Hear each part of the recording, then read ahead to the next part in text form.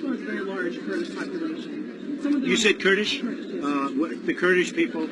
We should be using the Kurdish. We should be arming the Kurdish. They've proven to be the best fighters. They've really proven to be the most loyal to us. And as far as I'm concerned, I didn't know that Nashville had a large Kurdish population. But I will tell you that we should be using and utilizing those people. They have great heart. They're great fighters. And we should be working with them much more so than we're working. The Kurds are a different story. The Kurds are good fighters. I would go one step further. I would arm the Kurds, and I would also offer them a homeland. If you will fight, and if you will fight to keep people out and to push out these marauders, I'd give you a homeland. But then why is...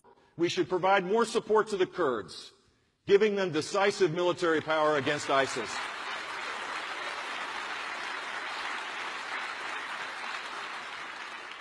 In Iraq's Kurdish region, we have loyal friends and brave and skilled fighters.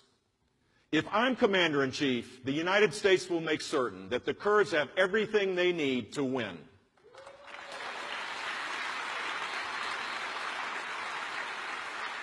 Have a tremendous asset on the ground right now, which is the Kurds. The Peshmerga have been strong allies of the U.S. They are effective fighters, and they desperately need weaponry and assistance. And for whatever reason, the Obama administration, number one, has been delaying aiding the Peshmerga, has been running it all through Baghdad instead of aiding them directly, has been blocking them from selling oil, which doesn't make sense either. And at the same time, the Obama administration keeps focusing on Syrian rebels, many of whom have far too close ties to radical Islamic terrorists for it to make any sense for us to be supporting them.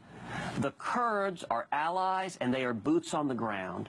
And when we work with them in concert, they're ready to fight on the front line along with serious air power. That's what we ought to be doing. And if it were a military objective to take ISIS out, I think that's what we would be doing. You could arm the Kurds. They've been asking us for 3 years. All of this is within our control. Thank you, Ms. Fiorina.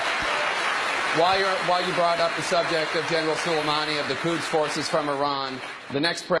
I would be arming the Kurds directly, you know. Begging for months. Absolutely. I mean, why are we just like sitting back and only reacting when somebody does something? You can't do that in the kind of world that we live in.